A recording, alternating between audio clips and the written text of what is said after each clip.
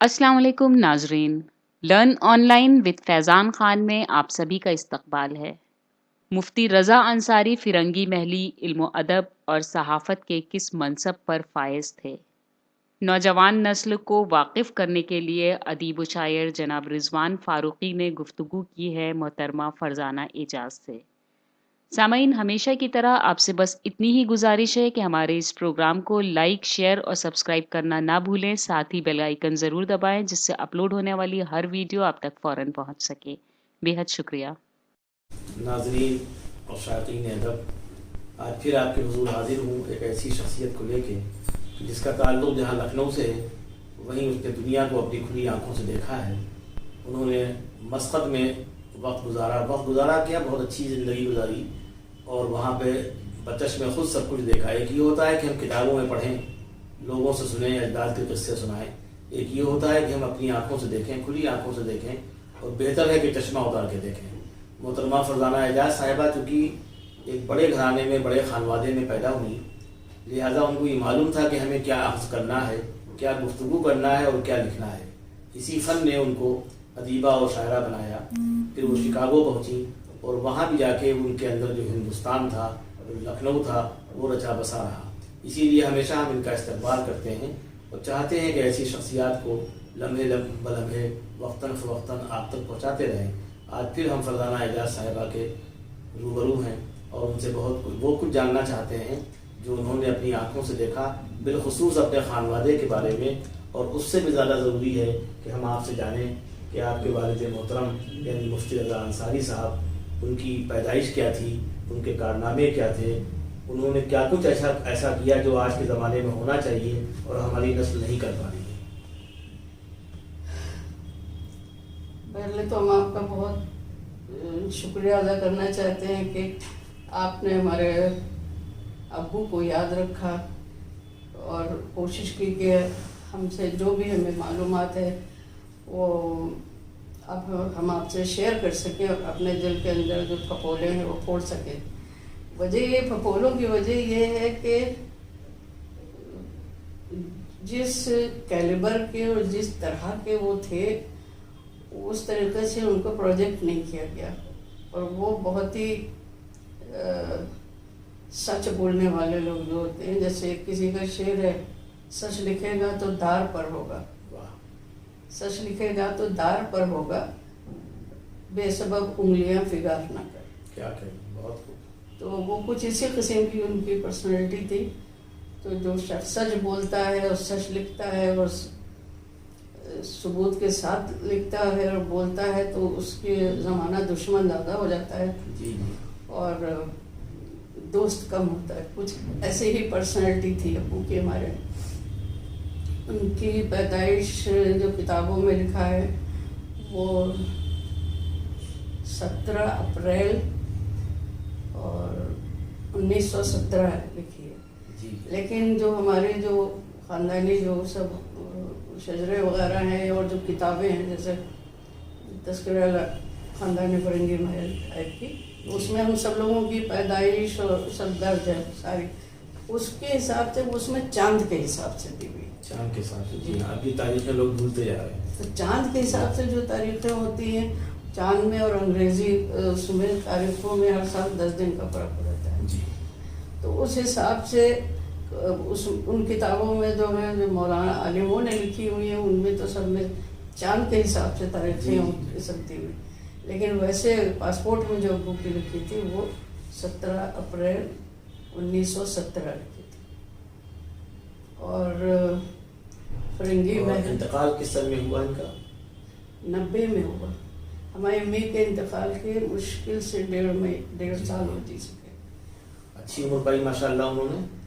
جی۔ اور کتنی کتابیں انہوں نے کچھ چھوڑی یا سب آپ نے چھاپی بعد میں؟ نہیں، کتابیں ہم نے ابو کی کوئی نہیں چھاپی۔ اچھا جی، ہمیں کوئی اوقات ہی نہیں ان تھی۔ کی حیات میں کتابیں ان کی چھپی؟ جی مفتی صاحب کی؟ جی، سب سے پہلی کتاب جو تھی وہ ڈاکٹر طاہا حسین جو ایک عربی کے رائٹر تھے، شارٹ اسٹوری رائٹر تھے، آپ کو زیادہ معلوم ہوگا، ہمیں زیادہ پتہ نہیں۔ نہیں، ہم آپ سے جاننا چاہتے ہیں کہ جو کچھ آپ کو معلوم ہوگا وہ زیادہ مستند ہوگا۔ نہیں، ڈاکٹر طاہا حسین کے بارے میں آپ کو زیادہ معلوم ہونا چاہیے، ہمیں نہیں۔ تو بہرحال ان کی کتاب ہے الادب الجاہلی، جی اس کا اردو میں ٹرانسلیشن ہوا تھا یہاں پہ، وہ ہم ابو نے کیا تھا. ادب اس میں ادب لکھا ہے الگ، جاہلی الگ لکھا ہے.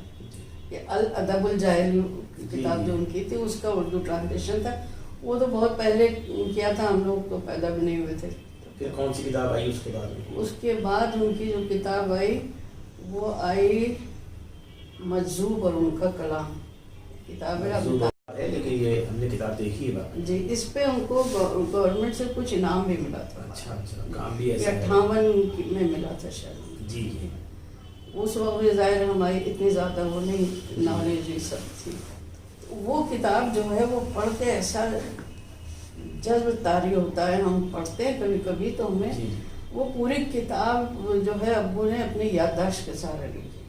بہت بہت ذہین تھے، بہت ذہین تھے. ابراہیم بھائی نے بھی پروگرام میں بتایا تھا کہ ان کو ہزاروں شعر یاد تھے رضا بھائی کو.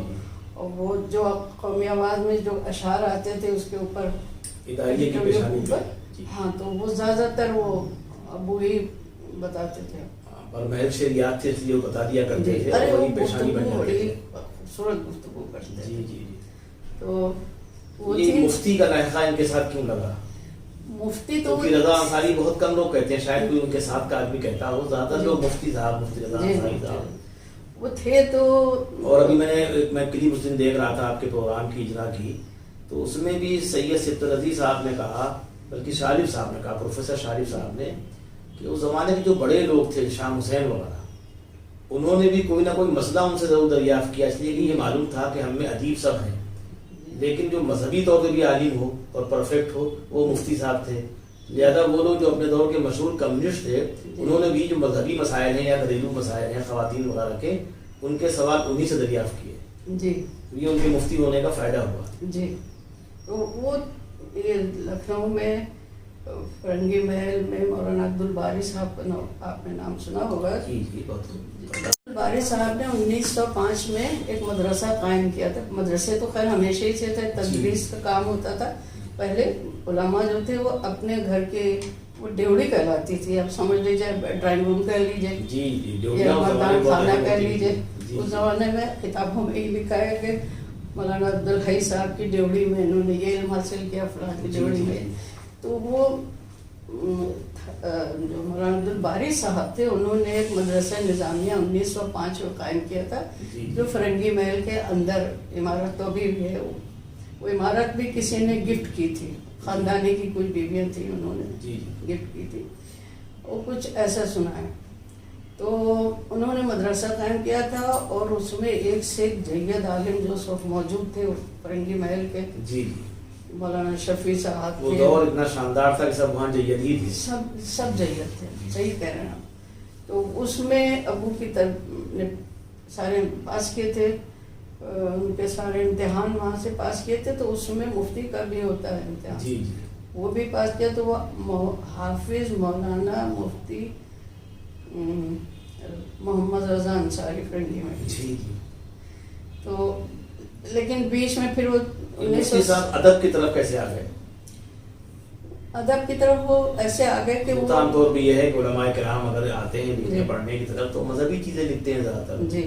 اور اسی پر وہ درک ہوتا ہے، اسی میں قدرت ہوتی ہے. جی. ادب ان سے ایسا نہیں کہ ادب ان سے دور ہے، لیکن نہ جانے کیوں علماء کو ادب سے دور کر دیا گیا. جی. اور مفتی صاحب نے ادب میں بہت کام کیا. جی. یعنی وہ صحافت میں آئے، صحافت کا حق ادا کیا، اور صحافت میں نہ آتے تو اور زیادہ کام کرتے. جی. اس میں تو بندشیں ہوتی ہیں. جو کام کیا وہ بھی کم نہیں ہے. قومی آواز سے وابستہ ہو گئے. تو قومی آواز کا وہ شاندار دور جب حیات اللہ انصاری صاحب اس میں تھے، تو اس دور میں انہوں نے کام کیا اور تسلیم کیا گیا انہیں. تو اس دور کی کچھ یادیں بتائیے جو قومی آواز سے وابستہ ہیں. اب آپ نے تو گویا دبستہ کھل گیا کر دیا ہمارے سامنے.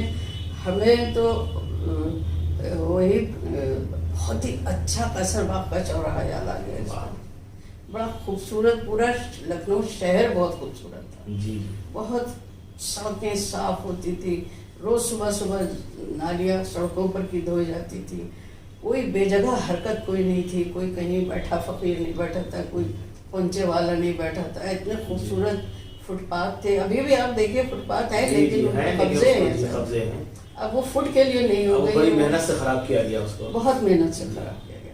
تو وہ قیصر باغ تھا, اس کا چوراہا تھا, اور اس میں اسی پہ ہمارے استاد نے ایک شعر کہا, اچھا نہیں لگا مجھے, لیکن وہ حقیقت یہی جب انہوں نے تجزیہ کیا ہوگا.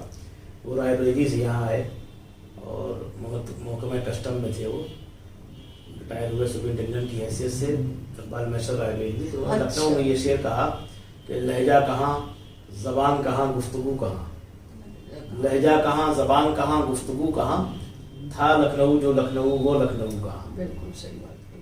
اور پھر نظامی صاحب نے جس لکھنؤ کا نقشہ کھینچا ہے وہ یوں ہے کہ یہ بزم لکھنؤ ہے یوں نہ لے جاؤں گا میں ان کو, یہ بزم لکھنؤ ہے یوں نہ لے جائیں گے ہم ان کو, کہیں سے قرض ہی لے آئیے شائستہ پن پہلے.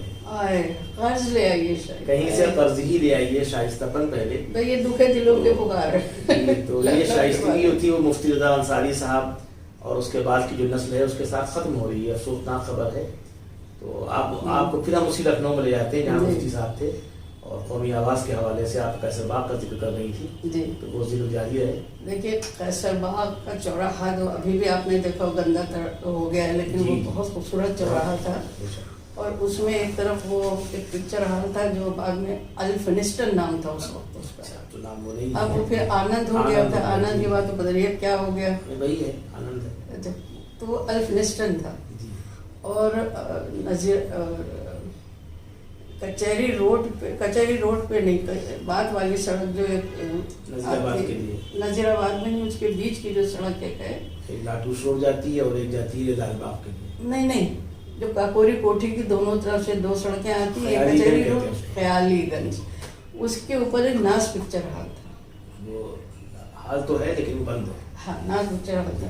ایک اور تھا جو گول دروازے میں تھا, چوک کے پاس جو گول دروازہ, اس کا نام تھا پہلے لکشمی ٹاکیز. جی. یہ تینوں سنتے ہیں کہ کسی ایک ہی آدمی کے تھے. جی. اور وہ کوئی سندھی یا پنجابی تھا. جی. وہ ہنگامے میں اس کی ناک کاٹ دی گئی تھی. اچھا. اس کی پلاک تھی. جی. تو ہم ایسے بتایا, ناک اور خوبصورت ہوئی ہوگی. وہی ایسے بتایا کہ ابو نے بتایا تھا, کہ وہ سارے اشتہار شمع فلموں کے سب وہ قومی آواز میں آتے تھے. تو ایک صفحے پہ اشتہار ہوتے تھے, مقامی خبریں تھوڑی سی ہوتی تھی. تو وہاں سے کچھ وہ بھی آتے تھے تبصرہ کرنے کے لیے, کوئی وہ ایک سنگل پاس اور ایک فیملی پاس جو تھا اخبار والوں کے لیے آتا تھا. تو المزراب کے نام سے محمد حسن قدوائی صاحب جو تھے, چچا تھے ہمارے, اور ننیال ان کا فرینڈ ہی رہنا تھا, وہ تبصرہ کرتے تھے المزراب کے نام سے. تو کبھی جب بہت اچھی کوئی پکچر آتی تھی یا کوئی ایسی, تو وہ پاس جو تھا وہ میاں, ابو کو ہم لوگ میاں کہتے تھے, میاں کے پیچھے پڑھتے تھے ہم لوگ. ہم کیا پڑھتے تھے, ہم بہت چھوٹے تھے, بھائی پھوپھو ہم کو آگے بھائی سے کو فلاں پکچر داغ لگی, بھائی سے کو فلاں نہیں لگی, ہم پاس میں لے کے آئے پاس, تو وہ لوگ جاتے تھے اکثر دیکھنے. تو اسی سلسلے میں ابو نے بتایا. بہرحال بہت ہی حسین اور بہت عالی شان ایک بلڈنگ تھی جو اب نہیں رہی. وہ کسی زمانے میں کوئی کالج تھا انگریزی, انگریزی نام کچھ تھا. اس عمارت میں قومی آواز, یہ سمجھ لیجیے قومی آواز, نوجوان, نیشنل, تینوں کے آفس تھے. اور اس میں فیروز گاندھی جب وہ تھے ڈائریکٹر تھے ایسوسیٹڈ پریس کے, تو وہ وہیں بیٹھتے تھے, سامنے ان کا کمرہ تھا, ہم ملے ایک بار. تو اکثر ابو ہم لوگوں کو جب ان کی چھٹی ہوتی تھی, ان کی چھٹی بدھ کو ہوتی تھی, تو ہم لوگ بڑے خوش ہوتے تھے کہ آج ابو کی چھٹی ہے, آج کہیں گھومنے جائیں گے. ہم لوگ وہ لے جاتے تھے ابو امی کو, ہم لوگوں کو, سب کو. تو اکثر وہ قومی آواز امی کو نہیں لے جاتے تھے, ہم لوگوں کو لے آتے تھے اور دکھاتے تھے کہ اخبار کیسے چھپتا ہے. کاتب بیٹھے ہوتے تھے. جو قومی آواز والا حصہ تھا کافی بڑا ہال تھا, اس کو پارٹیشن کر کے بنایا تھا. ایک طرف وہ بھی ٹیلی پرنٹر بھی لگا ہوا تھا, کھٹ کھٹ کھٹ کھٹ چلتا رہتا تھا, خبریں آتی رہتی تھی. ایک کمرہ تھا, اس میں کاتب بیٹھے ہوتے تھے, بہت ہی عالی شان کاتب تھے. اور وہ لوگ بیٹھتے تھے. اور ایک جو بڑا کمرہ تھا اس میں یہاں سے وہاں تک میز لگی ہوئی تھی, اس پہ چاروں طرف صحافی بیٹھتے تھے, جس میں دیکھیے جو ہمیں نام یاد ہیں, وہ نام تاریخی لوگوں کے نام ہیں. ایک تو مسیح الحسن سید مسیح الحسن رضوی صاحب، دوسرا قیصر تمکین صاحب، جی تیسرے منظر سلیم صاحب، چوتھے مجیب سہالوی صاحب جو گلوریاں لکھتے تھے، جی جی، پانچویں ابو ہمارے تب رضا انصاری، رضا انصاری جی، وہ، اور اس کے علاوہ ایک صاحب تھے جو رشا چلے گئے تھے،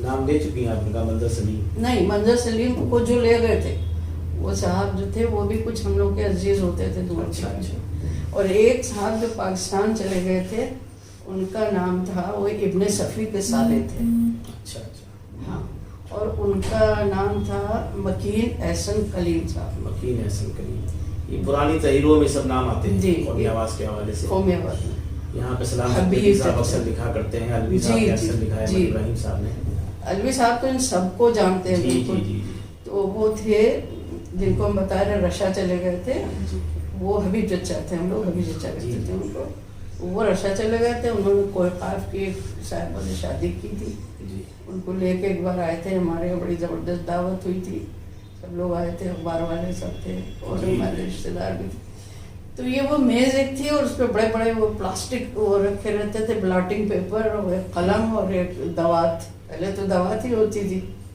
جس پر روشنائی بڑی ہوتی جی، تھی، جی، تو قلم رکھے ہوتے تھے، اب تو نئی نسل سے پوچھیے کہ قلم دوات کیا چیز ہے تو سمجھتی ہے، ان کو بلاٹنگ پیپر بھی نہیں پتا، جی جی، احمد امام بالاپوری نے کہا ہے کہ کاغذ قلم دوات کتابوں کے واسطے، کاغذ قلم دوات کتابوں کے واسطے، ماں دھوپ میں پگھل گئی بچوں کے واسطے، کیا بات ہے۔ اچھا، پھر اس سے ملا ہوا ایک کمرہ تھا، وہ ذرا چھوٹا کمرہ تھا، وہ عشرت علی صدیقی صاحب جی جی، تھے، ان کا پھر کمرہ، بعد میں حیات اللہ صاحب کے بائیٹر بنے، نہیں اس وقت وہ جو تھے وہ کوئی چیف ایڈیٹر پتہ نہیں کچھ جو بھی رہے حیات اللہ دادا کے بعد ہوں تھے ان کے بعد ہی ایڈیٹر بنے، جی، اور اس کے اندر ایک بہت بڑا سا کمرہ، ایک کرسی، بہت بڑی میز تھی، اور وہ کرسی ایسے تھی کہ وہ حیات اللہ دادا بہت لمبے آدمی تھے، تو وہ اس پہ تقریباً لیٹ جاتے تھے، اور یہاں پہ ان کے بہت چوڑے چوڑے وہ ایسے لگے ہوئے تھے کہ اس پہ وہ لکھتے رہتے تھے، اور پیچھے جو میزیں تھیں اور کیا کتابیں تھیں، کیا بتائیں آپ کو، کیا لٹا ہے، ہاں کیا شاندار منظر تھا، وہ منظر اب دیکھنے میں کہیں نہیں ملتا، اور ہمیں آواز کی فائلیں رکھی رہتی ہیں، اچھا انہوں نے مفتی رضا صاحب نے جو ایسی کوئی تحریر جو لوگوں کو یاد رہ جاتی ہے، یا آپ کو تو ہر تحریر ان کی اچھی لگتی ہوگی، یا کچھ تحریریں واقعی اچھی ہوتی ہیں، تو کوئی ایسی تحریر بتائیے جو انہوں نے نایاب لکھی ہو، جس کو لوگ آج بھی کہتے ہیں چھپ جائے یا مل جائے یا پڑھی جائے۔ افسوس کی بات ہے، ہماری قسمت کی خرابی یہ ہے کہ ہم ابو کے بعد اتنا ٹوٹ گئے، جی ایموشنلی اتنا وہ ہو گئے، ہرٹ ہوئے کہ ہم ان کی چیزیں کبھی چھو نہیں پائے، جی جی، اور نہ ہم اس کمرے میں کبھی گئے، وہ لائبریری ان کی جس کی ہمیں دیکھ بھال کرتے تھے جب تک ہم وہاں رہے ابو کے گھر میں، ایک ایک کتاب ہمیں پتہ تھی کون سی کتاب کس ریک پر رکھی، کس نمبر پر رکھی، اس کے مطلب ان کا بہت کچھ ضائع بھی ہوا جو نہیں چھپا، چھپا تو ان کا سب کچھ ہے، سب چھپا، پھر ریڈیو میں بہت پروگرام ان کے ہوتے تھے، نہیں ریڈیو میں پڑھا جاتا ہے، اس کے بعد بھی سب کچھ محفوظ یوں نہیں رہتا، جی، کہ ریڈیو والوں کے پاس ریکارڈ ہے، ان سے ریکارڈ کون لے، اور ان کے یہاں کوئی ایسا نظم نہیں ہے کہ ریڈیو پہ تو ریڈیائی تحریریں ہیں، اس کو وہ شائع کرتے رہے سال بہ سال۔ اب دیکھیے فروغ گزاشتی ہیں، ان کا بڑا مضمون زبردست قسطوار چلا تھا، جو جگر صاحب کے اوپر نیاز فتح پوری صاحب نے بہت ہی ان کی شاعری، وہ کہیں آیا کتابی شکل میں؟ کتابی شکل میں نہیں، وہ قسطوار قومی آواز میں چھپا، تو جو ہمارا کہنے کا مقصد تھا کہ بہت کچھ ضائع ہوا، ہمیشہ بڑے لوگوں کا ضائع بہت ہوتا ہے، ان بیچارے نہیں سب کچھ چھاپا جائے، جیسے ہم لوگ جائیں گے دنیا سے، یہ کیسے ممکن ہے کہ ہم سب کچھ چھاپ کے جائیں گے، یہ بھی ممکن نہیں ہے کہ ہمارے بعد والے اس کو اسی عزت احترام سے دیکھیں جس طرح ہم نے راتیں جاگ کے اس کو تیار کیا ہے، یا ہم اس کو اہم سمجھتے ہیں۔ اسی لیے عام طور پر یہ ہوتا ہے شاعروں و ادیبوں کو ان کے گھر میں وہ توقیر نہیں ملتی جو باہر مل جاتی ہے، گھر میں یوں نہیں ملتی کہ گھر والے جانتے ہی نہیں کہ صاحب یہ باپ کیوں جاگ رہا ہے ہمارا اور ماں کیوں جاگ رہی ہے، وہ ماں کا درد دیکھتے ہیں کہ یہ باپ رات میں 3 بجے آتا ہے، 2 بجے آتا ہے، 11 بجے آتا ہے، یہ وقت جو کاغذ قلم دوات کو دیا انہوں نے، جو تیری ورک میں لگایا، یہ تو ہمارا وقت تھا، ہماری ماں کا وقت تھا، اور مائیں بھی ایسی کم ہوئی ہیں، ایسا نہیں کہ نہیں ہوئی، ماضی میں تو ہوئی ہیں، کیونکہ عورت کے تعاون کے بغیر، کوآپریٹ کے بغیر تو کوئی مرد بڑا کارنامہ انجام ہی نہیں دے سکتا. اس زمانے میں خواتین جن کو کم پڑھا لکھا سمجھا جاتا تھا وہ اپنے بچوں کو کلمے پڑھاتی تھیں. حد ہے کہ جو آج بڑے بڑے انگریزی داں اور سائنٹسٹ یہ سب پیدا ہوئے، ظاہر سی بات محمد علی جوہر تھے تو ان کی ماں کا کوئی ایسا بیک گراؤنڈ تو نہیں بتایا جاتا، کسی ڈپٹی کلیکٹر یا کسی بہت بڑے باپ کی بیٹی تھی، بہت اچھی فارورڈ انگریزی بولتی تھی، لیکن بیٹے کی تربیت تو ایسی کی کہ دنیا جانتی ہے کہ مجاہد آزادی بھی تھے اور کسی زبان میں جو زمانے کے رائج الوقت زبانیں تھیں اس میں کمزور بھی نہیں تھے. ہر ایک انگریزی زبان میں لوہا منوایا اور خاتمہ بالخیر کیسا ہوا یہ بھی سب جانتے ہیں. تو اس پہ گفتگو آپ کچھ کریں فرنگی مہر کے بارے میں اور اپنے گھر کے بارے میں. نہیں جس وقت میں بس ابو کی کتابوں کے بارے میں آپ کو جی بتائیے بالکل بتائیے. تو دوسری کتاب جو ان کے مذہب اور ان کا کلام تھا اس پہ انعام بھی ملا تھا سرکار سے. اب ہمیں یہ نہیں پتہ، یاد بھی نہیں ہے، بہت چھوٹے سے تیسری کتاب جو ان کی وہ حج کرنے گئے تھے 67 میں، سفر نامہ انہوں نے لکھا تھا اور وہ قسطوار قومی آواز میں چھپا تھا. اور قومی آواز میں کوئی غیر معمولی تحریر چھپتی نہیں تھی. ارے وہ تو مہینوں چلا تھا. جی جی وہ ہم لوگ بھی پڑھتے تھے، لیکن اکثر غیر مسلم لوگ ایک دن آ رہے تھے، وہ اپنے سٹی اسٹیشن کی جو چڑھائی جاتی ہے وہ میڈیکل کالج اس پر وہ سائیکل سے آ رہے تھے تو پاس سے کوئی صاحب تھے لوگ جی تو انہوں نے کہا یہی ہے یہ. اچھا تب اس وقت اندھیرا گھوپ رہتا تھا، بالکل ظاہر سی بات ہے لائٹ کا ایسا نہیں تھا. تو وہ پھر آئے، انہوں نے پوچھا کہ آپ رضا صاحب ہیں؟ تو جی. تو انہوں نے کہا کہ میں بڑا آپ پر مطلب اشتیاق صاحب سے ملنے کا، اور آپ کا سفر نامہ بہت میں اس سے پڑھتا ہوں. غیر مسلم صاحب تھے، زمانے غیر مسلم بھی اردو سے واقف تھے پوری طرح تھی. اور وہ سفر نامہ کتابی شکل میں چھپا. ہمیں یاد پڑتا ہے کہ شاید اس پہ بھی کوئی انعام ملا تھا. جی وہ سفر نامہ کتابی شکل میں آیا حج کا سفر کے نام سے. اس کے بعد کی کتاب پھر اس کے بعد چوتھی کتاب جو ہے ان کی، وہ جو اب ہمیں ابو سے پہلے جو فرنگی محل کے مفتی تھے جن کے نام سے چاند کا اعلان وغیرہ ہوتا تھا، تب یہ جوتا پائزاب نہیں تھی جو اب آپ کو نظر آتی ہے، وہ نہیں تھی. مفتی عبد القادر صاحب تھے. جی وہ میں مدرسہ نظامیہ جو مولانا عبدالباری صاحب کا قائم کیا ہوا تھا اس کے پرنسپل بھی تھے. بہت سنجیدہ آدمی، لاولد تھے. ہمارے دادا کے بھی بھائی تھے رشتے کے اور دادی کے بھی. وہ بھی باقاعدہ آپ کے خانوادے ہی کے تھے؟ ہاں فرنگی محل کے تھے. اور وہ ابو کی ساری تربیت انہوں نے کی، کیونکہ ہمارے دادا انگریزی پڑھے ہوئے تھے اور انہوں نے پھر یہ ہیورڈ کالج تھا یہاں پہ انجینئرنگ، وہاں سے انجینئرنگ کی تھی. لیکن اوورسیئر ہوئے کیونکہ انگریز جو افسر ہوتا تھا وہ انجینئر کہلاتا تھا، وہ صرف انگریزی ہو سکتا تھا. جی یہ تھا. وہ سول میں تھے. وہ دادا ہمارے وہ حیدرآباد میں چلے گئے تھے، وہاں جاب کرتے تھے. وہ انگریزوں کے مخالفت میں چلے گئے تھے، ریزائن کرتے ہیں. تو ابو ہمارے چھوٹے سے تھے اس وقت، دادا میاں کہتے تھے مفتی عبد القادر صاحب. انہوں نے ساری تربیت، پڑھائی لکھائی سب بھائی بہنوں کی. 2 بھائی تھے ابو ہمارے اور 2 بیٹیاں ہماری. تو ان کا جب انتقال ہوا وہ بھی بڑا شاکنگ سا ایک منظر ہم کو یاد ہے. دادا میاں ختم ہو گئے، کچھ مجھے نہیں آتا تھا.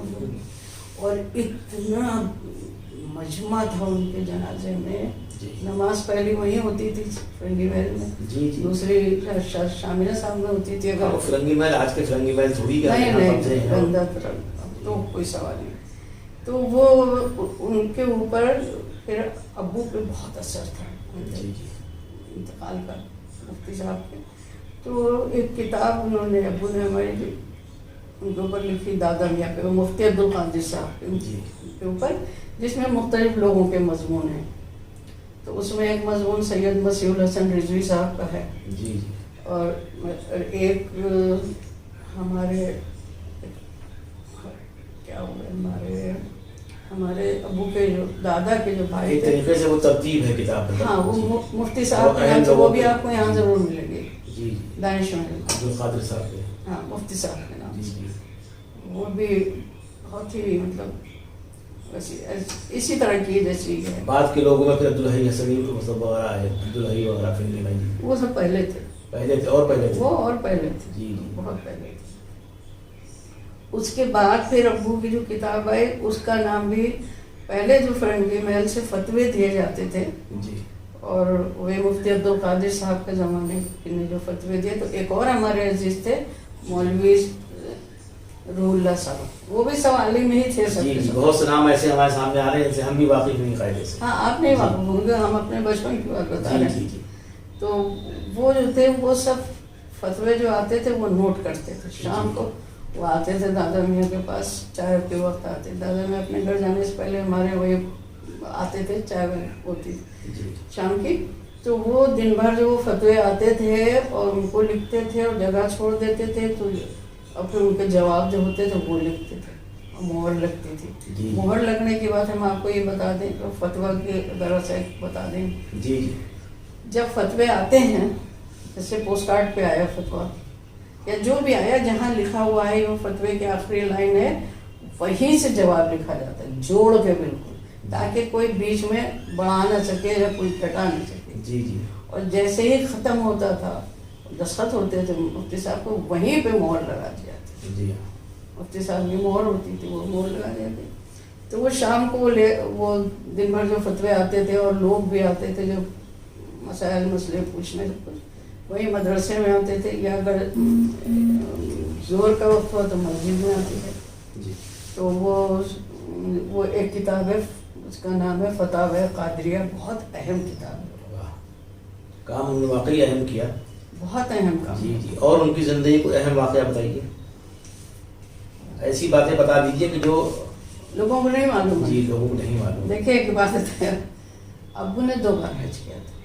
एक बार जब वो हज करने गए, पैसे नहीं थे, बहुत कम पैसे, तो कौमी आवाज़ में तनख्वाहें बहुत कम थी, लेकिन खैर वो अपना जायदाद के कुछ जो हम लोगों को मिला था, अब्बू का हिस्सा था, उसमें बेच बूझ के कैसे वो हज करने जा रहे थे। तो हमारी दादी से उन्होंने इजाज़त मांगी। दादी ने कहा ये कैसे हो सकता है, बूढ़ी माँ को छोड़ के तुम चले जाओगे हज करने? जी जी।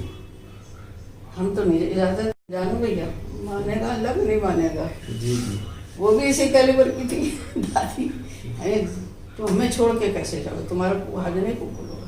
बेचारे लोग बैठ गए। फिर जब तीसरी अटेम्प्ट में जब उनके पास इतने पैसे हो गए, वो जायदाद मिली, मकान बेचा, एवं दुकानें थी सड़क पे, काफ़ी प्रॉपर्टी, तो बेच बाच के अम्मी को ले गए, अब्बू को ले गए, अब्बू दादी को ले गए। अब जब हमें अम्मी से पूछने के लिए आया कि आपकी इजाज़त दरकार है, मुफ्ती से उन्हें मालूम सब कुछ था जी। तो अम्मी से हमें कहा कि आपकी इजाज़त दरकार है, अगर आप इजाज़त दिए तो उनका आपने सोचा कैसे हमसे इजाज़त लेने के लिए? अच्छा। आप कैसे हम हमारा तो कोई महरम भी नहीं, हम किसके साथ जाएंगे? आपके अलावा एक हमारे मामू थे। जी जी जी। तो उनका कि हम इजाज़त नहीं देंगे। अब वो पीछे पीछे दौड़ रहा हो, नहीं बस अब ख़त्म बात, नहीं इजाज़त देंगे। जी। तो उसमें ये हुआ कि फिर उन्होंने कहा कि आप जानती हैं मेरे हालात क्या हैं, मेरे पास इतने पैसे नहीं है, मैं ट्रेन टिकट नहीं ले सकता हूँ। ये तो उनका चलिए ठीक है, चूँकि आप अपनी माँ को लेके जा रहे हैं इसलिए हम आपको इजाज़त दें। वाह, हाँ तो एक तरीके से माँ टिकट थी। माँ टिकट। और ये शर्त रखी अब्बू जान देते थे एक दूसरे को। जी। अब्बू हमारे खूबसूरत थे, अम्मी हमारे हमारे रिश्ते बहुत ही अहम थे और मुकद्दस थे। बहुत ही। अम्मी ने एक शर्त रखी कि हम कभी, एक शर्त है हमारी, कभी मिलेगी इजाज़त आपको। जी जी। बताइए। तो उन्होंने ये कहा कि आप लोग कहते हैं कि खाने काबा पे जैसे ही नज़र पड़े तो जो दुआ मांगो वो कबूल होती है। तो आप हमसे वादा कीजिए कि आप ये दुआ मांगेगा कि हम आपके साथ सामने ख़त्म हो जाए। और अब्बू बिलबिला के हो जाए भाई से, ये नहीं हो सकता, ये नहीं हो सकता। फिर ठीक है जी जी। फिर आप जाने, अल्लाह जाने, आप मुफ्ती हैं, वो भी जाने के सब। इस कैलिबर के लोग थे, पैसा वैसा नहीं था कुछ अब्बू पास। हाँ, बेनियाज लोग थे, दौलत से कोई उनको रग़बत नहीं थी। असल दीनदार वही लोग थे, किसी चेहरे किसी शक्ल में रहे। बहरहाल बहुत शुक्रिया आपका। अभी तो कोई बात ही नहीं की। हाँ, बात तो जाहिर सी बात है कि ये कई एपिसोड में गुफ्तगू हो पाएगी। हम फिर आपसे नहीं, हम मिलेंगे। इसमें सिर्फ किताबों का नाम बता दें आपको, ताकि ये एपिसोड आपका पूरा हो जाए। जी बिल्कुल बताइए। تو وہ فتاوی قادریہ کے بعد مضامین بہت لکھے میاں نے. علی گڑھ چلے گئے تھے, پھر علی گڑھ میں بہت ٹائم ملا ان کو, لکھتے رہتے تھے. پھر ان کی ایک کتاب آئی بانی درس نظامی, جو ملا نظام الدین جن کے یہاں پہ مزار ہے باغ میں, ان کے اوپر تھے وہ, ان کے اوپر کتاب ہے, پورا پروجیکٹ ہے وہ. پھر اس کے بعد دوسری کتاب ان کی آئی حضرت سید عبدالرزاق صاحب بانسوی رحمۃ اللہ علیہ کے اوپر, سید صاحب کے نام سے, وہ وہی کتاب آئی. جی, آپ سے گفتگو ہو رہی تھی کتابوں کے سلسلے میں, اور بڑی اہم کتابوں کا ذکر آپ نے کیا. غالباً آخری کتاب ان کی باقیات تھی. باقیات تھی جو ان کے انتقال کے بعد چھپ سکی. اس میں کیا ہے, کیسے بتائیں گے؟ وہ یہی خاندان فرنگی محل کے مختلف لوگوں کے جو نامور لوگ تھے ان کے اوپر, مطلب فرنگی محل میں بہت کام انہوں نے کر دیا. انہوں نے بہت کام کیا. اور یہ جو بانی جو بھی کتابیں آپ نے بتائی ہیں وہ کہیں نہ کہیں سے فرنگی محل کے ارد گرد ہیں. وہ فرنگی محل بہت کام کیا انہوں نے. اور سب سے بڑا کام ایک ان کا یہ تھا کہ جو محضر نامہ ہے اکبر کا, بادشاہ اکبر کا, جس میں جو ملا قطب الدین شہید سیالوی جو تھے, جو میں وہ تھے جد امجد تو نہیں کہہ سکتے, لیکن جب تو وہ ہندوستان میں بھی ہوا کہ وہاں رہے تھے, سیالی میں ان کا مدرسہ تھا, اس کے لیے بہت ہی جائیداد دی تھی مدرسے کے لیے. خانقاہ وطنی مدرسہ تھا, تو وہیں ان کو ملا قطب الدین کو کم وقتوں نے بہت تکلیف سے مارا تھا. فجر کے وقت دشمن تھے سب, کچھ جلن تھی, کچھ یہ تھا. اورنگزیب کے زمانے 1696-97 قریب, جب اورنگزیب ساؤتھ میں تھے. اور ان کے ساتھ ان کے 2 بڑے بیٹے جو تھے, 4 بیٹے ان کے تھے. ملا قطب الدین شہید تھے, بڑے تھے ملا سعید, ملا اسد, ملا نظام الدین جو بتایا انہوں نے آپ کو, اور ملا رضا, 4 بیٹے تھے. جب ان کی شہادت ہوئی والد کی ان کے, تو یہ دونوں ملا سعید ملا اسد تو بڑے تھے, یہ کیا کہتے ہیں دارالفتاح تھا اورنگزیب کا, اس میں یہ لوگ جاب کرتے تھے اور اورنگزیب کے ساتھ ہی رہتے تھے. چھوٹے ہی جو ملا نظام الدین جو تھے یہ مشکل سے 14 سال کے تھے, جنہوں نے اپنی آنکھوں سے یہ سب کچھ دیکھی. اور جو ملا رضا جن کے اولاد میں ہم لوگ ہیں, اس میں وہ جو تھے وہ 8 سال کے تھے. جب ملا قطب الدین شہید کو شہید کیا گیا, پھر ان سے 7 دن تک ان کی لاش نہیں دفن ہونے تھی, ان کے دونوں ہاتھ کاٹ لیے. تو بس تب اورنگزیب نے سب کو سزائیں بھی بڑی سخت دی, اور ان لوگوں سے کہا, ان کی بیوی سے نام یہ ہے کہ وہ جہاں چاہے رہنا پسند کریں, وہ وہاں نہیں رہنا چاہتی تھی. مزار ان کی وہی ہے ملا صاحب کی سیالی میں. تو اس پہ محضر نامے پہ بہت بڑا کام ہے ہمارے کام, ان کا سب بڑا ہے, بڑا ہی کام ہے. اور یہ سارا ریسرچ ورک ہے جو وہاں علی گڑھ میں جب وہ تھے, علی گڑھ میں انہوں نے بہت لکھا. اور اس کے علاوہ جامعہ میں بھی ان کے لیکچر ہوئے کسی ایسے ہی تاریخی چیزوں پہ. ہمیں افسوس ہوتا ہے کبھی کہ نہیں, افسوس کی بات نہیں ہے. دیکھیے, افسوس وہ قومیں کریں جن کے, یا وہ گھر گھرانے کریں کہ جن کے گھروں میں لوگ لکھنے پڑھنے والے نہیں پیدا ہوتے, صرف دولت بٹورتے ہیں, یا والدین کے انتقال کے بعد وہ کاغذات جن پہ پراپرٹی ہوتی ہے یا بینک بیلنس ہوتا ہے اس کو دیکھا جاتا ہے, وہ بد نصیب لوگ ہوتے ہیں. آپ نے تو ان کی کتابیں دیکھی. تو اچھی بات یہ ہے کہ مفتی رضا انصاری صاحب کے وصال کے بعد آپ نے قلم سنبھالا, اور اس طرح سنبھالا کہ جس طرح انہوں نے فرنگی محل کی جو باقیات تھیں, جو گفتگو ہونا چاہیے تھی, یا جو اہم شخصیات تھیں, ان کو انہوں نے اپنا موضوع بنایا اور بہت حد تک حق ادا کیا. وہ اور حیات رہتے تو اور کام کرتے, یا ان کی ساری تحریریں چھپ جاتی تو نہ جانے کیا کیا نایاب چیزیں ہمارے سامنے آتی ہیں, جو ممکن ہے کبھی قومی آواز کی فائلوں سے کوئی نکالے.